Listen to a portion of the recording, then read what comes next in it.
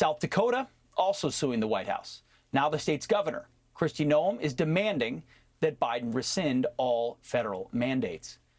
Governor Gov Noem joins us now with more, and we really appreciate you being here. Governor, thanks so much. Merry Christmas. Happy New Year. It's always great to see Christmas. you. But residents of your state, I mean, we're going to get to this later on in the show. Anthony Fauci said, you know, don't kiss, don't hug on New Year's. We'll get to that.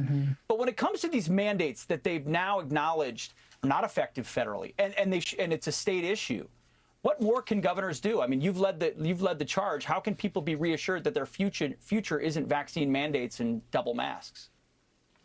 Well, I'm thrilled that President Biden is finally agreeing with me. We have asked him to back off of these mandates. We have told him, and now we're suing him in court. Frankly, the federal government doesn't have the authority to take these types of actions by requiring people to get vaccinated for their job or to receive federal funding, or if they want to have a contract with the federal government or even participate in Head Start contracts. So we are suing him in court, and those will be heard within a week in the Supreme Court. We're looking forward to those being heard because we'll win. And I think the president does know that he's on very shaky ground here. It's interesting to me for him to say that the federal government isn't the answer, that the answer has to come from the states, when that's exactly what us as governors have been asking to let us do. Let us have the flexibility. Let us use personal responsibility, trust our people to make the right decisions. South Dakota has done that all along, and we've proven that it works. And I'm hopeful that President Biden will back off and start focusing on what his job actually is. Now that Joe Biden has acknowledged there's no federal solution, as a governor of a free state who's taken an approach of actually balancing science and freedom, what are your advice to governors like Governor Hochul in New York, or Governor Murphy in New Jersey, or Governor Newsom in California?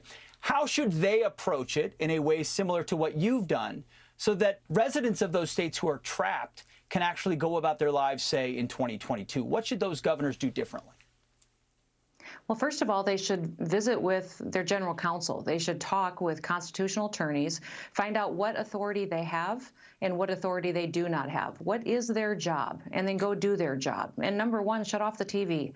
Stop picking up the phone and talking to the White House. Instead, go out and walk the streets, talk to the people, visit with the small business owners, visit with the moms who just want their kids in school and life to go back to normal. They will see the suffering all over their faces when they realize that these little kiddos haven't had the chance to learn like they should, that their businesses are closing, and that women-owned businesses are being hurt at a larger number than many others, and that minority populations are struggling, and we've got higher crime rates because of the frustration and the conflict that we are breeding in this country. So a lot of times they're losing perspective, and I tell people consistently, take the emotion out of this discussion, start studying the science and the facts, and let's get back to the basics. Still, Pete, the number one thing that people can do to slow down the spread of a virus, go wash your hands.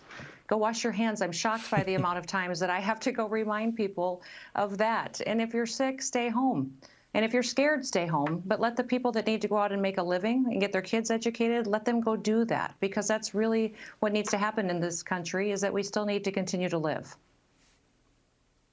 It's true. Washing your hands. That's a very good and important reminder for me, something I will take note of in 2022. But you're right. It's simple stuff. It hasn't actually changed. We know who it affects. We know it's not young kids. There's no reason to keep them locked out. There's no reason to have them in masks. Your state is doing it. And that's why we see a great migration from states with lockdowns to free states like yours in South Dakota. Governor, thank you so much for joining us this evening. We appreciate it.